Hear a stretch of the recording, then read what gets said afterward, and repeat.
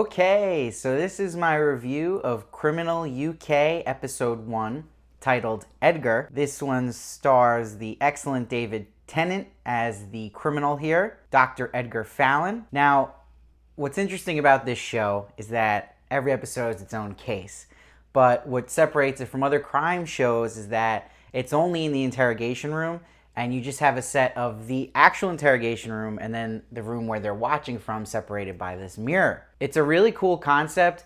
It's really hard to pull off, and I have to give so much props to the cinematographer here because you have to keep the same set interesting on the eye and not get bored, and that's really tough. So you're going to see just a ton of camera angles here being used to present different feelings you should have as the viewer. And what I love about the concept of the show is having the room that is sitting there where the other detectives are watching as these interrogations are going on plays out to me like they're the audience, what we're feeling. You're feeling like you're sitting in that room with them watching this interrogation happen. So I think it really works great hearing their commentary and what they're thinking at the moment. Like if they say they think someone's guilty at a given time or he's innocent. It really does a really good job of putting you in that situation with them, feeling like you're actually a part of this team. I also like the clever opening titles here where you actually have the mirror filling out in Criminal. Netflix is always good with opening sequences, and that doesn't disappoint here. It's simple, but it works really well. And watching this first episode, you can already tell this is a very polarizing show in the sense of it is not for everybody. It is dialogue driven to the core, and it asks for a lot of your imagination. So this is not the type of show to watch when you're tired, clearly. But what I do enjoy about it is the writing is really strong to make up for that, as is the acting. And it does almost play like a book or a play where you're actually asked to use your imagination a lot because you're hearing these stories, but you're not seeing them like you would in a typical CSI episode. You have to kind of fill in the blanks. And that's really tough to pull off. And David Tennant here does an amazing job of the first half of this episode, he's just saying no comment. He's acting all with his face.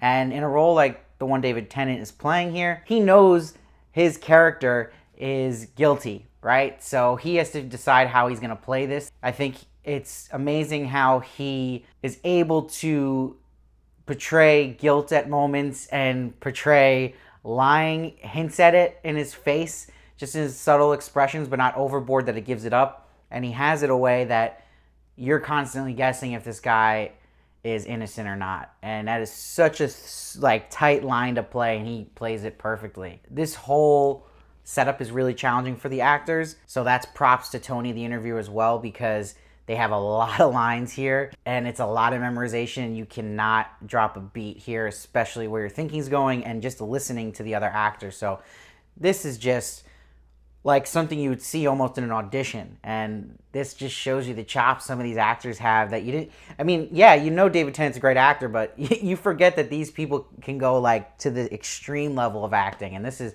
very advanced, and it's a treat to watch. So what I really enjoy, no spoilers for future episodes, but it's just awesome to see how they shuffle the roles, because you see it in this episode where they switch Hugo out at one point, and how everyone's just reacting differently to the situation. And what's really interesting is actually the boss here, Hobbs, because it's tough to read because you don't know if she's actually making missteps in her decisions, but you could tell clearly some of them are on purpose to get the best out of her workers. And what's crazy about some of Hobbs' lines is that you really got to pay attention. If you've seen episode 3, there's a lot of stuff that goes back around to episode 3's issues and things it shows us and reveals about certain characters, and episode 1 references a bunch from that episode. So if you've seen episode 3, rewatch this one and really pay attention. You'll see in my episode 3 review, I'll reveal what those are, but I can't spoil it here because this is only episode 1.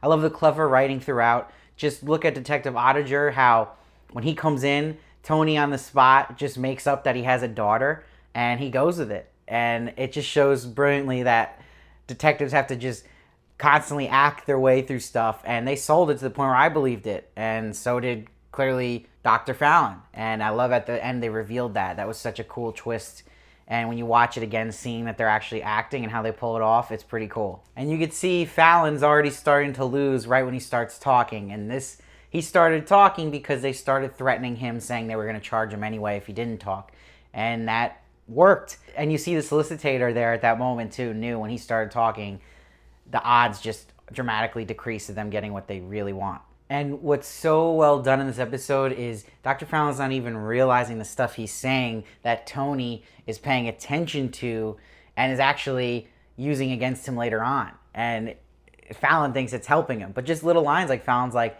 oh, this Coach Andrews, he didn't even sleep with my daughter in his own bed. He did it in his foul car. He's basically subconsciously, when he's saying this foul, stinking car, is thinking about how he had the stepdaughter in his car and it probably smelled foul from her again being beaten up by him. So this is just stuff that he shouldn't even be talking about. And this is why people lawyer up. And him just talking about his doctor's bag and the plastering on her arm. It's like Tony was realizing, then why is he focusing on these things and kind of trying to catch his play. And going in there, Dr. Fallon's play was to just set up a crime scene here and pin it on Coach Andrews, the only other adult around his stepdaughter. He wanted that room to look bloody. He knew he was going to kill her. He was pissed at her that she was threatening to out their relationship, but he wasn't thorough enough. I mean, it was just brilliant, this reveal later on that Hugo is watching from the other room taking little notes, but noticing that there's little hexagons on her plastering there on her arm,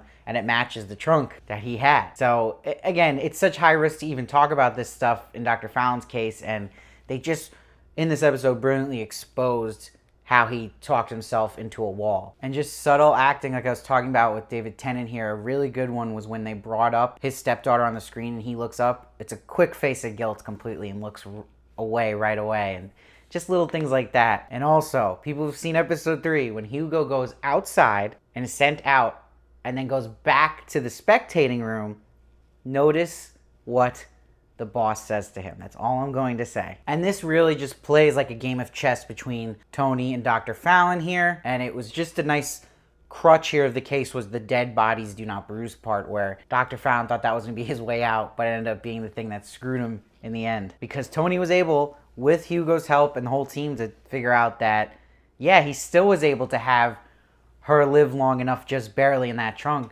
So he did want it to bruise to be his alibi. And to catch a plan like that's tough. It was still a pretty solid plan. And when Tony calls him out about the bruising and it not matching up, it's the best when David Tennant here says no comment. And this is clearly where he's realizing he's now losing and the ball's out of his court. And then when Tony reveals to him what he thinks happened and how he did all this stuff to his stepdaughter and put the bag over her head, and Dr. Fallon says that's a disgusting effing story, that it was perfectly played by David Tennant, because all the hinting at about him having a temper, that is the one moment he did show that, the way he said that. And of course, like I said before, when they caught those hexagons, that was checkmate there for Tony and the gang. And it was right at the buzzer, because you have this timeline they're on where they got to get this done in a day. Remember, this episode, there was already 23 hours they were doing a no comment dance here with David Tennant's character. So this was all the last hour and down to crunch time, and he gets it right at the buzzer. Now, as much as I sound like I enjoyed all this a lot, I always have to nitpick with my reviews, and there's some stuff here that I wasn't so hot about.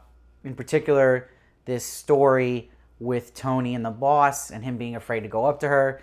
It's really just kind of simple as can be. We've seen it a million times. And I don't think it connects enough to the stories that are going on here, and if it even feels necessary.